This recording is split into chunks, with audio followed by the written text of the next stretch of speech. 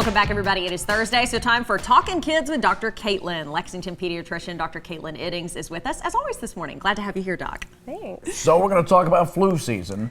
Last time you visited, well, last week, I guess, you were talking about you were starting to see that trend earlier and more cases than normal. Yeah, absolutely. And it's here. So, I mean, it really sort of started to trickle in about 2 weeks ago, right after people started having their homecoming dances and starting to mix a lot more.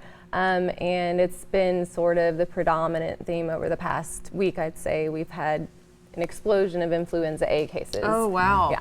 So a lot of schools, as you guys were talking about earlier, starting to shut down just to try to prevent the spread. A lot of schools that maybe should be shut down, but district-wide, I don't think they're ready to pull the trigger on that yet. So it's really been a lot of sick kids. And I just want to do a quick shout out to all of those pediatricians and nurses and respiratory therapists at the Children's Hospital right now, because they are full to the max and taking best care of these patients that they can, and to all the pediatricians in the community who are really trying to get as many kids in as possible. But I was telling someone the other day, for every one kid we're able to see in the office, we probably have 2 or 3 others that are calling that we just don't have appointments. You know, it's not that we have changed the number of sick visits we have for this time of year. It's the typical amount that we keep. It's just that we can't keep up. It's just spreading so quickly.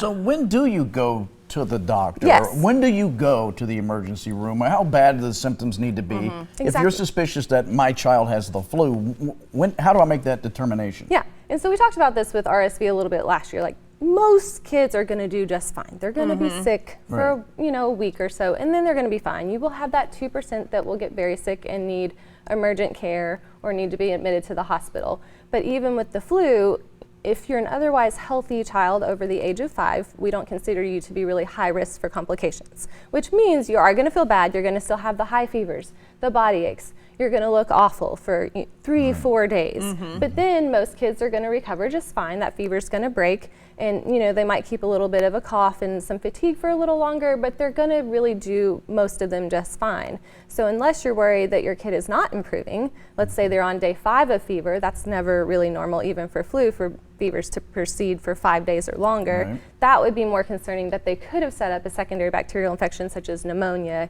ear infection, sinus infection. So if your kid is a low-risk individual, and so a high-risk individual would be someone with asthma, someone under the age of 2, really under the age of 5 can get pretty sick, but under the age of 2 have smaller airways, so they are higher risk for getting very ill. If you have something that compromises your immune system, such as type 1 diabetes, cancer, congenital heart disease, anything that could really just put you to where you're just high risk to, if you get sick, you're going to be tipped over the edge and be really sick. We want to see those kids and we want to give them priority, right? And so if your kid has really just started with a fever and a cough, we don't need to see them that same day in clinic, right? And a lot of times they will do fine, and 2 or 3 days later they'll be feeling much better.